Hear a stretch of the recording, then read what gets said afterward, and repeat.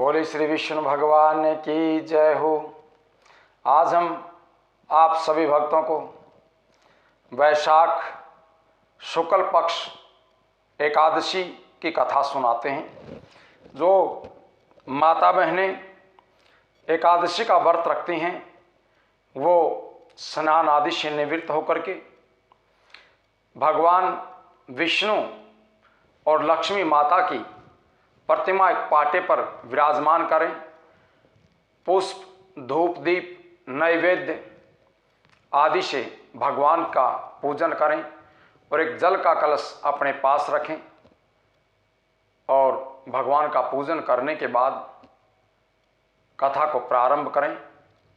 बोले श्री विष्णु भगवान की जय हो। धर्मराज युधिष्ठिर बोले कि हे भगवान कृष्ण, आप हमें वैशाख महीने के शुक्ल पक्ष की एकादशी की कथा सुनाइए और इस एकादशी का क्या नाम है, इसके व्रत की क्या विधि है, ये सभी हमें विस्तार से बताइए। श्री कृष्ण भगवान बोले कि हे धर्म नंदन, मैं आपसे एक कथा सुनाता हूँ जिसको महर्षि वशिष्ठ जी ने श्री रामचंद्र जी से सुनाया था। श्री रामचंद्र जी बोले कि हे गुरुदेव, आप हमें कोई ऐसा व्रत बताइए जिससे समस्त पाप और दुख नष्ट हो जाएं। मैंने जनक नंदनी श्री सीता जी के वियोग में बहुत ही दुख भोगे हैं, अब आप हमें कोई व्रत बतलाइए। महर्षि वशिष्ठ जी बोले कि हे राम, आपने बहुत ही सुंदर प्रश्न किया है। आपकी बुद्धि अत्यंत ही शुद्ध और पवित्र है। आपके नाम के स्मरण मात्र से ही मनुष्य पवित्र हो जाते हैं, इसलिए आपका ये प्रश्न लोक की भलाई के लिए बहुत ही उत्तम है। वैशाख महीने के शुक्ल पक्ष में जो एकादशी होती है उसका नाम मोहिनी एकादशी है।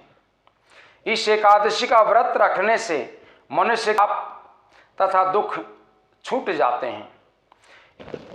इसके व्रत के प्रभाव से मनुष्य मोह जाल से छूट जाता है। इसलिए हे राम, इस एकादशी का व्रत दुखी मनुष्य को अवश्य करना चाहिए। मोहिनी एकादशी के व्रत से मनुष्य के सभी पाप और दुख नष्ट हो जाते हैं। अब आप इसकी कथा ध्यानपूर्वक सुनिए। सरस्वती नदी के किनारे एक भद्रावती नाम की नगरी बसी हुई है।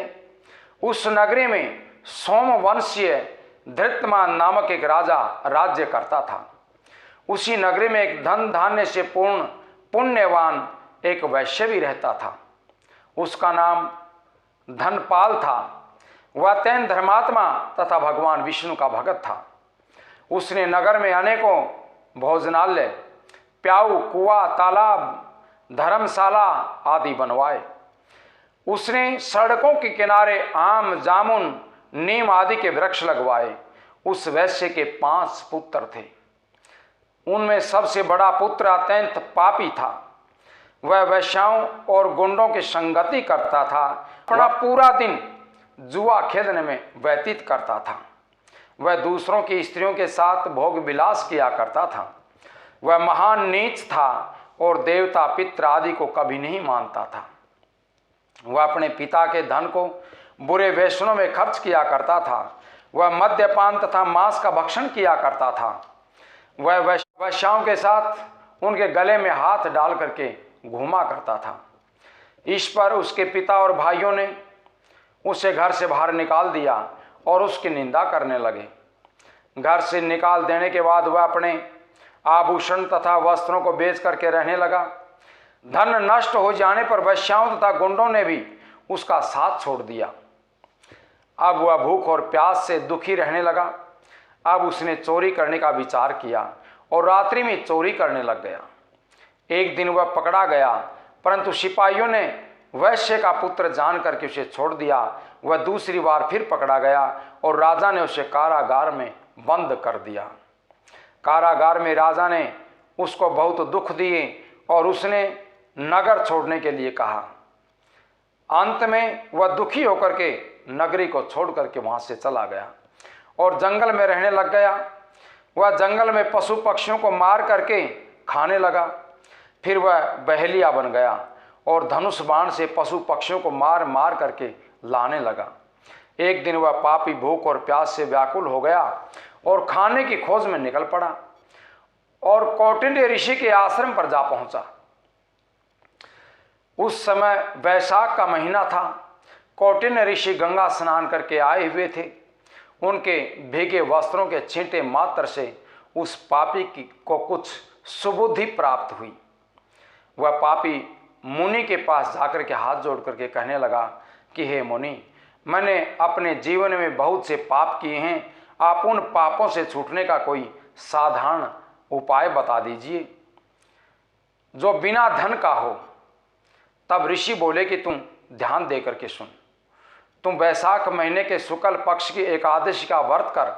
इस एकादशी का नाम मोहिनी एकादशी है। इसका व्रत करने से तेरे सभी पाप नष्ट हो जाएंगे। मुनि के वचनों को सुनकर के वह बहुत खुश हुआ और मुनि की बताई हुई विधि के अनुसार उसने मोहिनी एकादशी का व्रत किया।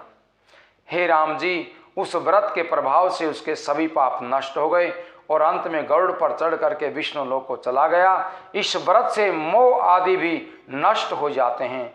संसार में इस व्रत से अन्य कोई श्रेष्ठ व्रत नहीं है। इसके महात्म्य को सुनने से, वह पढ़ने से जो पुण्य होता है, वह पुण्य 1000 गौ दान के पुण्य के बराबर होता है।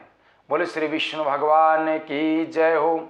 अब जो कथा सुनने वाले भगत लोग हैं वो उठ करके जल का कलश लीजिए और सूर्य नारायण भगवान को अर्घ्य दें और भगवान से प्रार्थना करें कि हे भगवान, हम ये एकादशी का व्रत रख रहे हैं, आप हमें शक्ति दें, बिना किसी विघ्न बाधा के हमारा एकादशी का व्रत संपन्न हो। और दूसरे दिन द्वादशी को स्नान आदि से निवृत्त होकर के सुबह सूर्य नारायण भगवान को अर्घ्य दोबारा दें और एकादशी के फल को भगवान सूर्य नारायण को अर्पण कर दें। बोले श्री विष्णु भगवान की जय हो।